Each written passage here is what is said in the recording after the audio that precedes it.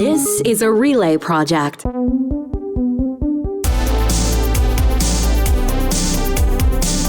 It's your weekly fill of news and politics. Party All the Time starts now. Here's Vicky Mochama.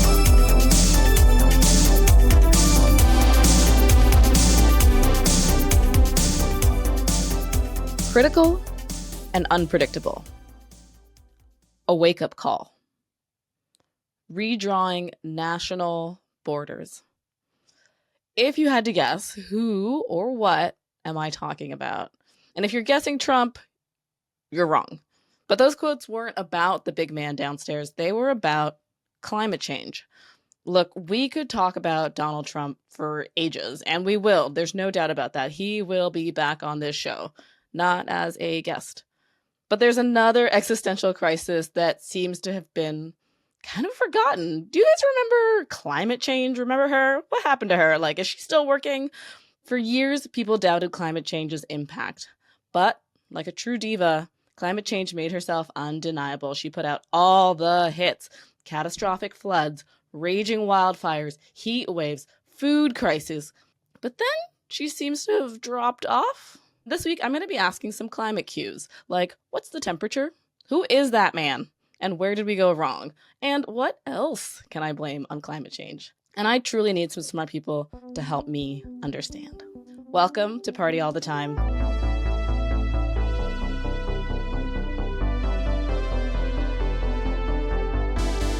This week, I am joined by Editor-in-Chief of Canada's National Observer, Jimmy Thomson, and Ontario reporter for the Narwhal, Fatima Syed. Welcome, everyone, to episode 3. Hi. Hello. All right, this is the Brain Trust. It might be the elephant in the room if there wasn't that one other elephant in the other room smashing pottery. But this particular pachyderm is still with us whether we like it or not. Climate change is in the atmosphere, it's in the air, it's in everything you breathe, and we're having to deal with it. But it's not really present in our politics. And in this particular election, it might not even be storyline number A, B, C, D, or E. And yet, we need to talk about it. I'm going to ask Fatima and Jimmy to help me explain maybe why climate change isn't the issue for this election, but also what has happened in terms of climate politics in this country. In one of his first acts as prime minister, Mark Carney killed the consumer carbon tax. What had it done to him? Was there a judge? Was there a jury? Fatima, let's start with you. Tell us how this moment came to be. I mean, obviously, it was threatening his chances to win the election. Come on, Vicky. Like, it's all about winning elections in this country. Um, but jokes aside, I think, unfortunately, we're now at a point in Canadian political discourse where climate change is synonymous with this policy that so many people hate. And until we sort of moved past it or learned to love it, we couldn't talk about anything else. We couldn't talk about any other policy or action to reduce our emissions. And I think Mark Carney did the calculated thing, which is let's just shut this debate once and for all and cancel the thing. And we can have a conversation about whether that was the right move. Spoiler alert, probably not. But for the political moment we're in, it was because it sort of removed the air from Pierre Poilievre's Axe the Tax movement, for a little while anyways, and sort of shifted the conversation a little bit to another carbon tax and potentially other policies. So it started to, I guess, reshape. Sorry, let me say that again. Canceling it has started to move the conversation along way too slowly for my liking or for all of our likings if we care about climate change. But we'll see how the rest of the campaign unfolds, I guess, to learn more. Jimmy, if you can maybe, I've had many friends try to explain what the consumer carbon tax is. Could you give us an overview of what what was the idea? What was the plan behind the carbon tax? Yeah, the carbon tax is supposed to it's supposed to make a thing that is free to do, not free to do. So that it makes you think, or companies incorporate into their spreadsheets the cost of the thing that they're doing. So that in this case, the thing that they're doing is emitting carbon. So by putting a price on that, which is bad, right? Okay, the more good. carbon in the atmosphere, Understand. the more carbon in the atmosphere, the worse climate change gets. But by putting a price on it, you're incentivizing actions that reduce that emission of carbon dioxide, and it also incentivizes technologies or business strategies that will emit less carbon dioxide. So, for example, if you're a brewery and you want to save the carbon tax that you're having to pay, you can put in carbon capture technology on your fermentation tanks. You can use electric vehicles to ship your beer. There are things that you can do that lower that sort of baseline cost for you, and in some cases mean that you actually get more money back than you pay in taxes, which is where the consumer part comes in. So you or I, if we're going to the gas pump, where the carbon tax is at now, it's like maybe a little less than 20 cents a liter that you're paying, which is quite a bit when you're talking about already pretty high gas prices. But if you drive a little less, you bike to work once a week, or you take the bus, or you switch to an EV or a more efficient car, even, you ditch the big SUV and you get a smaller car. All those things are now incentivized, whereas previously they weren't. So things that we all want people to do, bike or walk to work, or take the bus, or drive smaller cars. Those are all things that benefit all of society. Now there's a benefit to doing it. And then you get a rebate every year, no matter what you do. So if you want to drive the big truck, you get the same rebate, you just are paying more in tax. If you get the smaller car, you get the same rebate, but you're paying less in tax. And it might actually, in the case of many Canadian families, you got more in rebate than you were paying in tax. Now you're not getting the rebate and you're not paying the tax. And can I just add very quickly that this is why it bothers me to this day, 6 years later, that we call it a tax. It's not a tax. It's a regulatory price that is designed to change your behavior, whether you're the person buying gas at the pump, or you're a business like making steel and emitting tons of emissions and being forced to think about that and reduce it. It's literally not a tax, but this is what politics does. It ruins a good thing and in favor of sloganeering and catchy things that are ultimately meaningless. And you have a Supreme Court that has literally told us that it's not a tax, that it's a price. And yet we're still sort of calling it that. But sure, we've accepted it. We call it now, even if it bothers me. And the really frustrating thing about the politicization of it is that you've got this thing that actually should be very conservative friendly, right? It's something that is, you're putting a price on something and then letting the free market dictate how it deals with it. You're not saying you have to buy a smaller car, or cars can only be this big, or you have to put carbon capture on your smokestacks or whatever. It's just saying you got to pay for it if you don't mitigate that thing that's causing all these problems. Deal with it however you want, or don't, and just pay for it. So the carbon tax sounds like it suffered from the being unpopular, just being disliked and having a lot of messaging around it, around why it's unlikable. What are the other options now for responding to climate change now that a carbon price on carbon seems to be off the table? Where do the parties stand on the solutions that are available? Insert shrug emoji. No, I'm not trying to be glib. I think we're a few weeks into the campaign, and we're still learning bits and pieces of sort of where they stand on various issues. But I think the only conversation that we've had at the time that we're recording this right now is still about carbon pricing, right? Mark Carney has canceled the consumer carbon tax. Immediately, Pierre Poilievre has shifted to talking about the industrial carbon tax, which is what Jimmy sort of referred to when he was talking about the brewery, right? That is incentivizing businesses to think about their operations and shifting them to cleaner versions of it that don't produce as much pollution.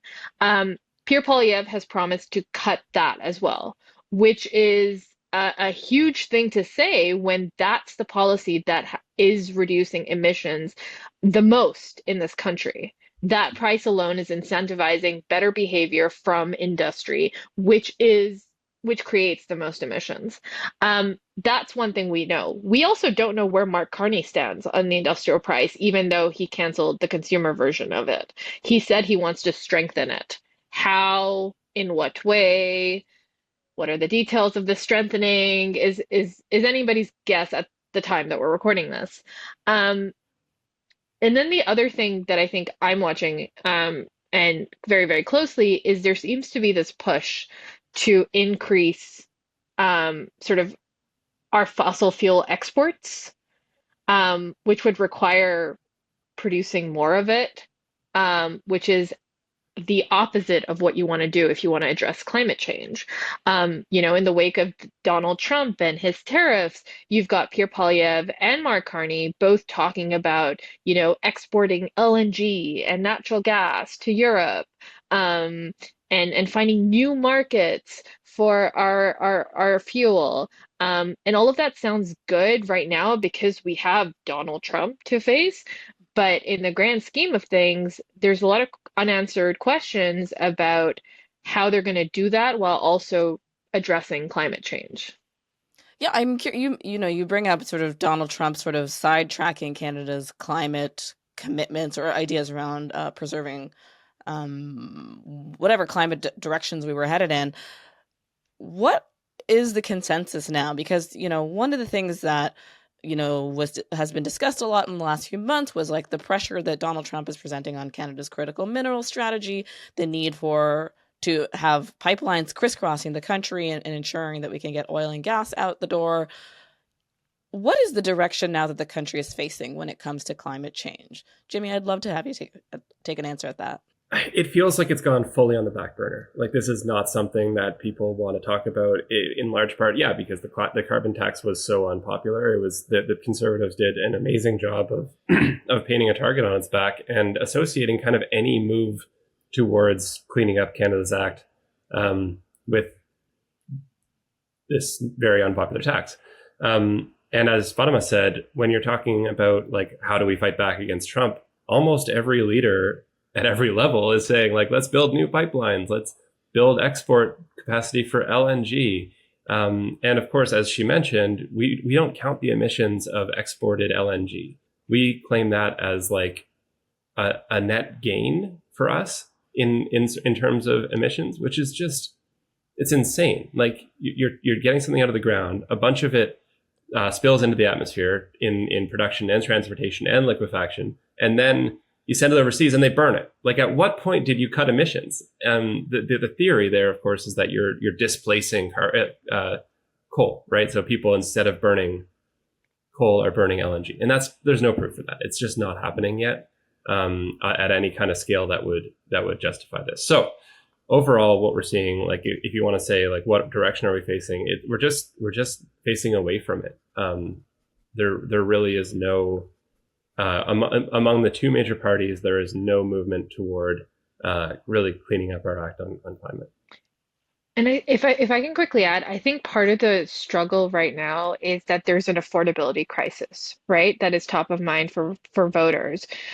So for any climate policy to be dictated, because we've had 6 years of not just Pierre Poilievre, but like almost every conservative premier that's in power, which were a lot of them in that time span, also saying the same thing, that the federal government has literally made your life more expensive because of this, because they want to address climate change. I think it's sort of had this paralyzing effect on our ability as and sort of as a nation to address climate change, which is going to cost us a lot, but is worth doing when you think about the wildfires that we've seen in recent years, the temperatures that we've seen in recent summers, the flooding that we saw in Toronto and elsewhere last year, and even now we're experiencing a very extreme winter in Ontario and across in Alberta, and all of that can scientifically be linked to a warmer climate that is the result of us producing more emissions. And Canada is a big oil and gas producing country. We produce a lot of them, but it's getting harder and harder for elected officials to sell voters on the idea that we need to do this big thing that's going to cost us a lot to help mitigate the impacts that you're feeling in your backyards, in your basements, on the streets, in the trains, and so forth. And I think that's the struggle. And I wish this campaign was engaging with that idea more, especially because you have someone like Carney with such a huge international climate portfolio. You'd imagine he'd be leading this kind of conversation. But instead, he's sort of just like, okay, we're going to cut the carbon tax. We're not going to talk about it anymore. And we're going to shift to other things, which is a really weird position for a guy with his background and a really like odd position to take in this moment when the country has suffered from so many extreme weather events and considers itself to be this champion. Yeah, we're seeing climate change. Obviously, the big disasters are huge and dramatic, and they kill people and they destroy entire towns, like in Lytton, or evacuate entire towns, like in Yellowknife. But they also just chip away. Like the climate change is chipping away at our ability to grow food, or to start businesses, or to maintain tourism industries. All these kinds of less visible day-to-day things that don't make headlines, but like, and build we're things, looking at right? Like workers Yeah. who can't build when it's really hot or really cold. Yeah, or you can't get materials to the Ring of Fire in the wintertime, which is when you're supposed to mine minerals or whatever, because they depend on ice roads, and those ice roads are melting. The roads across the Northwest Territories and Yukon and Nunavut not a lot of roads in Nunavut anyway, but across Northwest Territories and Yukon are thawing because the permafrost that underpins them is just everywhere. It's thawing and freezing and thawing and freezing. So these roads are like way more expensive to maintain and build now. And this is all adding up to literally tens of billions to maybe hundreds of billions of damage to our economy every year by the 2050s. Like huge amounts of money being taken out of our economy. This is like pocketbook stuff. But when you're saying like, I can't afford an apartment, why do I give a shit about something that's going to happen in 2050? I hear you, I guess, but it's also like, it doesn't need to be a negative impact on your day-to-day life today to do better things. Although there is one, right? Like there's an easy sell, which is you could talk about insurance policy alone, right? Like if we're going to talk about affordability. Okay, I've never heard anyone like chuckle after somebody says insurance policy, so you're going to have to expand. This is clearly climate nerd chit chat, and I'm here for it. What about insurance policy? We talk about affordability when it comes to like the gas pump, but let's talk about affordability when it comes to flooded basements and how extreme heat withers away at like buildings and such, right? Like climate change is going to lead to extreme temperatures, both warm and cold, that will require you to retrofit your house or your apartment, that might flood your basement more. That's going to increase your insurance prices. And if you don't have the right windows or the doors or things that, politicians don't like talking about on the campaign, but are so necessary to daily life, your insurance is going to go up. So is the cost of running your actual home on a day-to-day basis. Like we're not, if you want to talk about affordability and climate change, there's an easy avenue for any elected official to take. In Toronto alone, basement prices after the floods we had this summer, from insurance companies increased drastically. Like the cost of the repairs alone, insurance companies were reporting it as the highest, most expensive disaster they've been dealing with in recent years. That's going to impact people's pocketbook. But we're not even talking about that because, again, the carbon tax has just taken so much energy and so much willingness away from us when it comes to addressing climate change that we're forgetting that it's going to hurt people, and it is hurting people right now and will do so next summer when the floods come back. And just to add, like, that's if you can get insurance. There are whole parts of California, Florida, South Carolina already where you can't get insurance for your house because it might burn down, it might get hit by a hurricane, it might flood.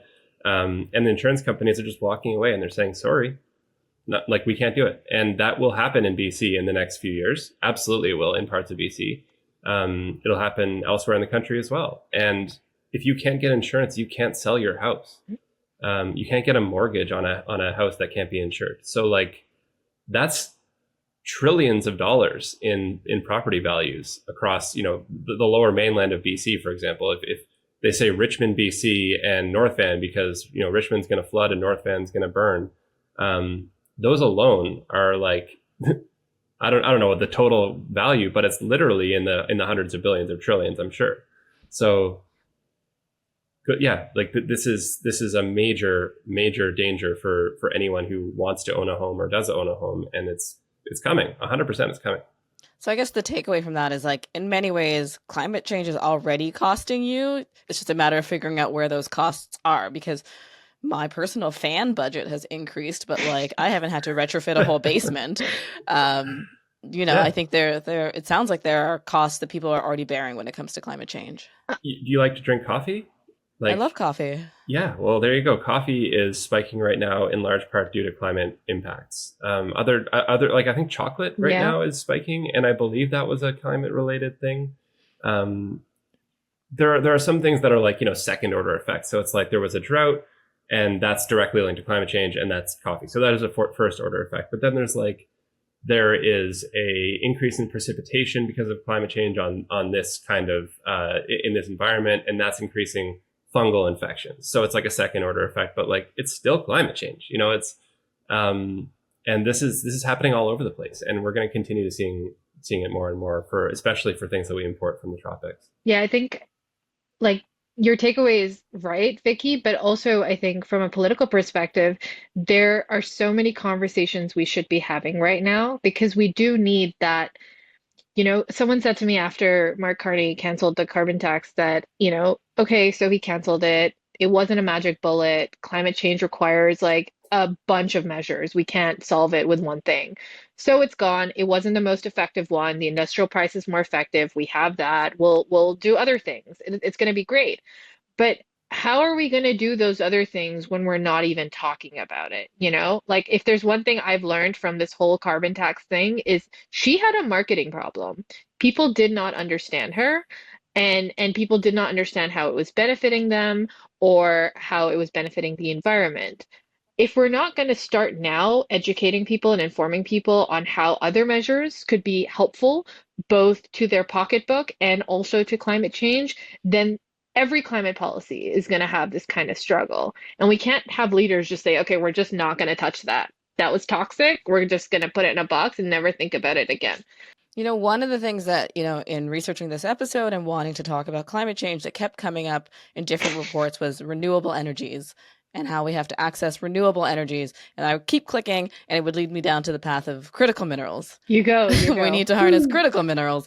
Can you help me connect those two dots? Critical minerals is sort of a marketing term, I think, more than anything, but it does have sort of it has a meaning, but it means different things in different countries. Different countries have different lists of critical minerals. It basically means a thing that you need to run your industries, nickel or copper or rare earth minerals, things that are kind of maybe you are in danger. If your industries would be in danger if you couldn't get access to them. So in Canada, we have a list of, 17, I think, critical minerals or something like that. And BC has its own list. Everyone has their own list.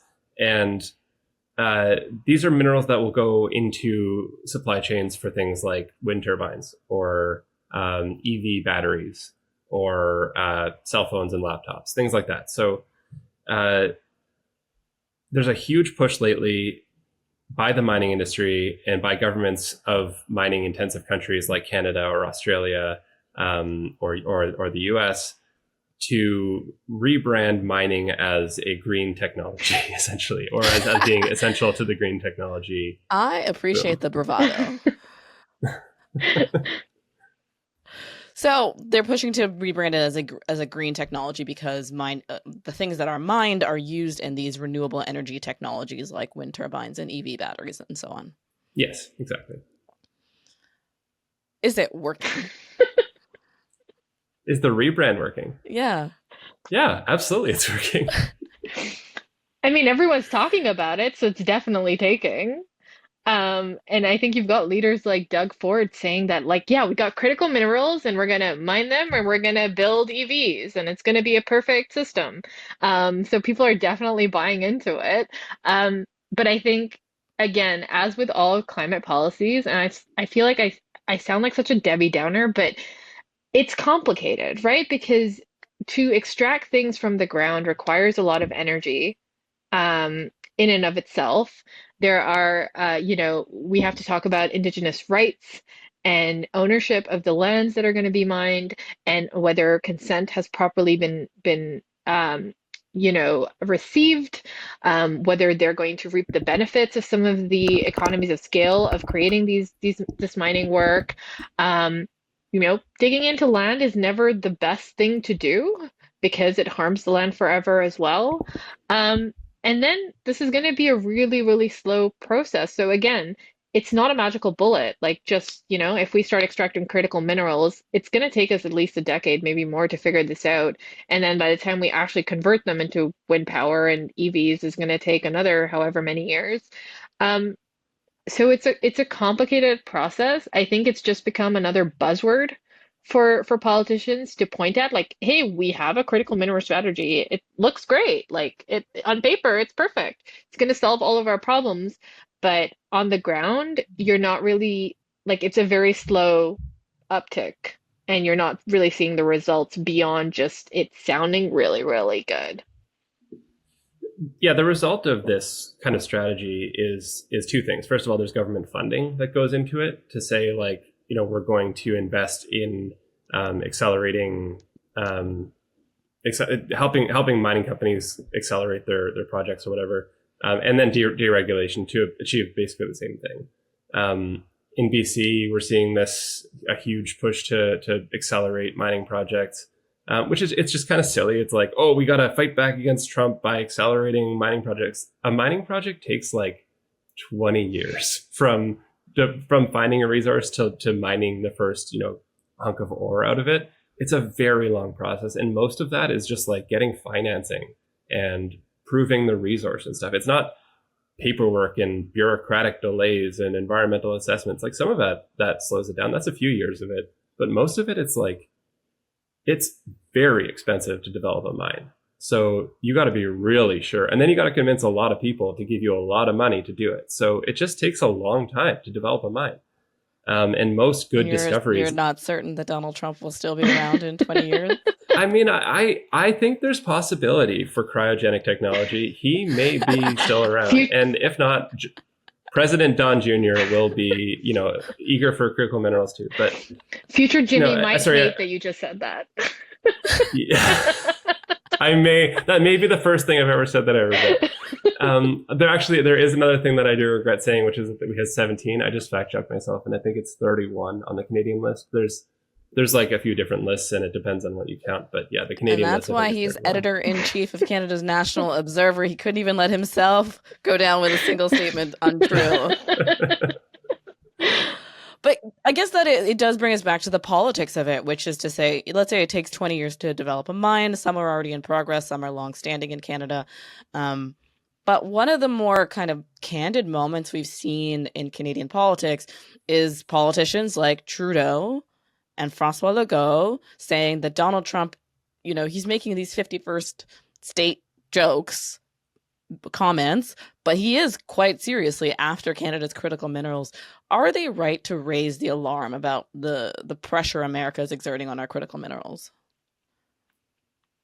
I think they're absolutely right to be raising the alarm about the pressure that they're putting on us generally. The critical minerals thing is bullshit. I mean, specifically because American companies, mining companies, already have access to Canadian minerals.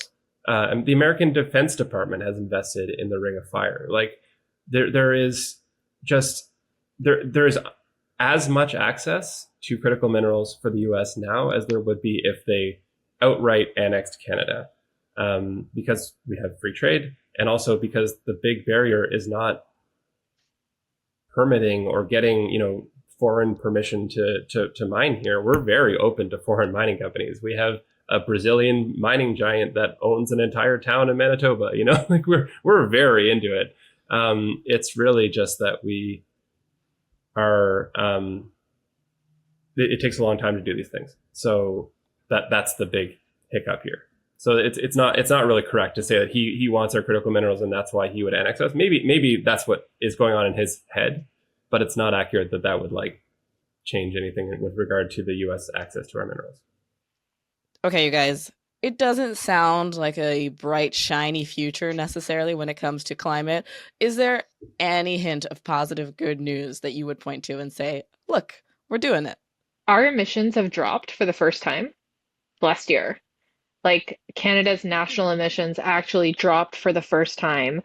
And the way it was calculated is, or actually I forget the phrasing of it, but it was like it wasn't because of like a global event like a pandemic, because during the pandemic emissions also dropped, but that's because we literally did nothing. But this was like the first time they dropped like consciously, like because of like our efforts and stuff. So we've made progress. Like something we've done in the past 6 years have actually worked. And a lot of the people who are following this say that it's the industrial price that had the biggest impact on this drop, that it was because we incentivized industry to change. We see these positive results. And I think my fear, and I want to say Jimmy's as well, is that we're just going to lose that momentum, right? Like a drop is good. How do we keep going further on it and keep seeing more significant drops in emissions? You're already seeing provinces like Saskatchewan's Premier Scott Moe just yesterday said that he's going to scrap the industrial price that his province has, because they are obliged to have one because of the federal program. And he's just going to end it. And Saskatchewan's going to be the first province that's going to be carbon tax free, he said very, very proudly. And you're hearing rumblings in Alberta. My colleague reported that Alberta's thinking about cutting theirs, and Alberta's had an industrial price for years. Like they were the first province to have one. They implemented it in 2007. Shocking, I know, because it's Alberta, but they did.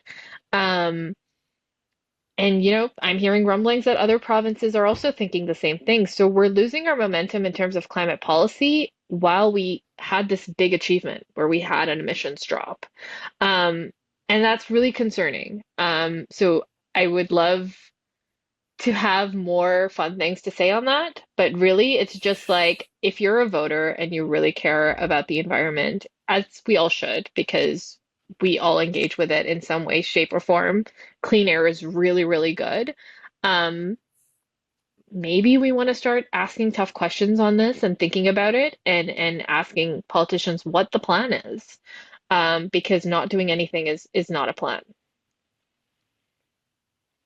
Further to that too, I hate to like throw cold water on it, because it is an achievement for us in Canada to have dropped our emissions, but unfortunately we've also ramped up our export of emissions, and they outweigh our. I know, but I was hoping we could ignore emissions. That, Jimmy. That's what everyone that sounds is like hoping. 2 bits of good news. We dropped our emissions and we sent away some emissions. Yeah, we did a great job on emissions both fronts. Overseas. Yeah, we're still exporting coal, like more and more coal and oil and gas, unfortunately. But yes, no, it is an achievement to have dropped them internally. Now we need to deal with or take ownership over the ownership, or over the emissions we're exporting to. See, that was better. I support that statement. It was nicer. This is All Due Disrespect, the portion of the show where our guests shake it all off and let us know who has earned their admiration or is benefiting from their contempt this week. We do it with grace, of course, and of course you can swear, and the rule, as ever, is to not get me sued. Who would like to go first to not get me sued, as a reminder? I choose Danielle Smith for my utmost respect this week. we're recording this just after she appeared in Florida, and I just want to say, like, it's so refreshing to see someone really dedicate themselves to the cause of electing the Liberals. You know, like the Liberals can be people have this very half-hearted relationship with the Liberals, and for her to go all in on, like, we're going to get Carney elected.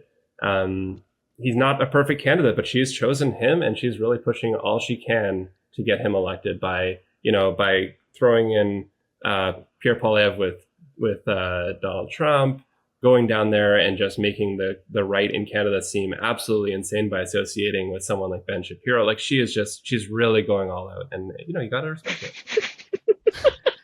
She's picked her boy. So Daniel Smith went to an event in Florida held by Prager University, which I understand is a very kind of right-wing educational facility. Unaccredited. And Ben Shapiro was speaking at they're co-hosting essentially this event. What did she do there? What did she say? Honestly, what she went down there to do, her stated goal was to sort of speak to the people that have the ear of Donald Trump, to sort of talk to the right and say, hey, you need us, you need our oil, you need our minerals, cool it on the tariffs. Unfortunately, she's completely undermined that point by, like, with her Breitbart interview earlier in March, where she basically said, like, cool it on the tariffs until Poilievre gets elected.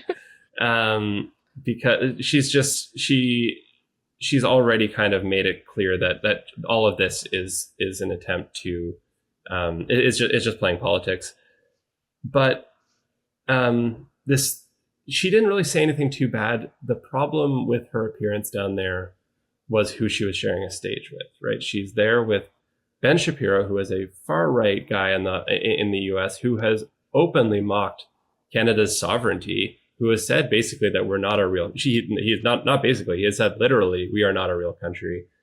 He said it kind of last night. He said, like, again on stage with Danielle Smith, said, like, joked about this and then reaffirmed the joke. And it's just, at a certain point, you should maybe have some self-respect, or at least, like, some respect for your country, and say, like, actually, we're a real country, Ben Shapiro. Please don't joke about that, because your president is currently trying to take us over through economic force. I don't know. Maybe that would have been a good thing to say. Maybe not. But she, who knows? Maybe she achieved her goal. She also raised $1.5 million for a far-right propaganda outlet. So I guess there's that. Well done, Danielle Smith. You've earned Jimmy Thomson's respect this week for a good week's work. Fatima, who have you selected this week to earn your ire or your respect? So, I'm so sorry for bringing down the mood with this. Bring it down. Okay, so we're recording this on, like, the second last day of Ramadan. I'm fasting, and I want to give a lot of respect and a lot of love to the young woman who was attacked in a library in Ajax, Ontario. She wore a hijab, and someone tried to set it on fire, which is an awful thing to experience and say out loud. A lot of group chats that I am in, a lot of friends whose young daughters wear the hijab were crying after learning about this, worried, like, Mom, I don't want someone to light my hijab on fire kind of conversations. So very heavy week in my community, and I want to give a lot of love to her for putting out a very powerful statement, telling everyone what happened.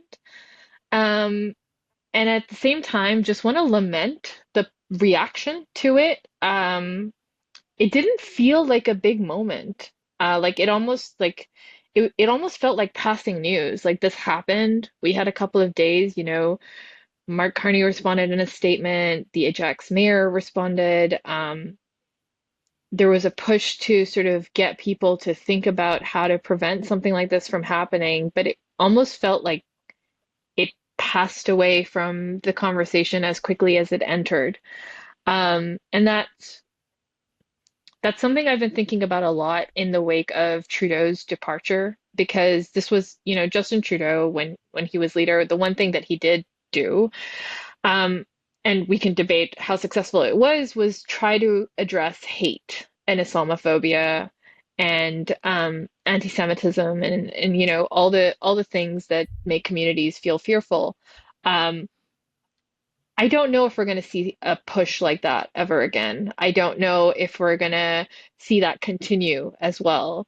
All I know is that there's a young woman who's really, really scared in Ajax, and I believe as a country, we should be sending her a lot of love and support. And I don't know if she's getting it, but I do know that it has mobilized the community to think about how they're going to vote this election, the questions they're going to ask their leaders, things about public safety, about, um, you know, just general community well-being. And again, these are conversations we're not having, but I'm keeping her close, both in my prayers and my thoughts and my love. And I think she deserves a lot of respect for speaking out through a spokesperson about what happened, handling it with such poise. I can only imagine. And I also, the person who attacked her was arrested, and so credit to the police for getting there. But I would like it to lead to some sort of more robust policy conversation, or just a community conversation about maybe let's not do this to each other. That is a great and honorable lament, and a lot of respect, yes, goes out to that young woman. I'm gonna take the tone in a slightly different direction, but my heartfelt respect goes out to Sean Fraser, who decided to run again for politics for the Liberal Party of Canada in Central Nova, saying that, you know what, actually, he had quite enough of his family. So he stepped back saying, like, politics is a lot. I'm going to spend more time with my family. The party will have to go on without me. And he came back after Mark Carney called him. And I want to know what he said on that phone call. He said, I know he promised him better work-life balance, but new bosses always promise new things. They promise you, unlimited vacation days and a 15% bump in your pay. But I want to know exactly what Mark Carney says. And for Sean Fraser, well done you. If I had to spend that much more time with my family, I would feel the same way too. Can I just... I feel like Carney just needed to send like a screenshot of polling and be like, the bandwagon is leaving town in 10 minutes. Do you want on it or not? Okay, this was also my backup option, by the way. I was thinking about Sean Fraser too, because imagine how his family feels being second choice to winning an election. I want someone to interview his wife and kids and just, I could only suppose, but it made me immediately think like, oh, there's someone in that family who this is their like Joker origin story. They're like, oh, really? You turned your back on family, huh? What did Dom from Fast and Furious tell us? Yeah, the comedy routine at one of their kids' wedding, right? Like, my dad would rather run an election campaign than do my math homework. Be here. More power to him. I always liked reading his letters to ministers to different cities telling them to build housing. I always just thought that was fun and clever. I was like, why you should be writing letters? Are you guys not writing each other letters? So interesting to see him back, and may the efforts be ever in his favor. Thank you so much to Sean Fraser. All right, well, that's the show for this week. But before we go, you guys got to name that number. I'm going to tell you a number, and it's climate change related this week. And it's up to you to guess the news story that it features in. This time I'm giving you kind of a ratio. I don't know what this kind of numerical set is called, but the number is 25 out of 35. 25 out of 35. Any guesses? Think of all the climate numbers you know. I'm literally like, is it emissions? No. What is it? Is it number of cities who've solved something? 35. No. All right. Are we giving up? Jimmy, are we giving up? Do we suck at this? My computer just like my connection stalled there for a second. I was like, thank God. It's just gonna collapse and I'll be free. Oh wait. No, I don't know. Is it the number of it's like the the thresholds that we've crossed, like the extreme thresholds that we crossed. In essence, it is a number from a report called the 2024 State of the Climate Report, in which an assessment finds that 25 of the measurements used to track the planet's climate risk, from ocean temperatures to tree cover loss, are at record levels. So 25 out of the 35 vital signs that track our well-being on this planet are at record levels. And yes, there are the thresholds that we have crossed over. So well done, Fatima. Everything's fine. Yeah. Insert dumpster on fire emoji here, but everything's fine. I feel like we need to end this in a happier way. We just need to end this. I feel so depressed. We apologize Actually, to Vicky's new listeners for depressing them on this episode of Party All the Time. Yes. Thank you so much to Fatima Syed from the Narwhal and Jimmy Thomson from Canada's National Observer. And thank you all for being here. Does anyone want to plug anything? Subscribe to independent media like the Narwhal and Canada's National Observer. Yeah. Virtual high five. This show is a co-production with Relay Communications and yours truly. If you can, do me a favor, leave a review or a rating on whichever app you use. I want to know what you think about the show, but I also want to know in a public setting where you have to be nice to me. I've been Vicky Mochama. I am still on Twitter/X at @bmochama. You can follow the show on Instagram at PartyAllTheTimePod and on Blue Sky at partyallthetimepod.bsky.social. We also have a newsletter called Party All the Time, where you can get the show every week.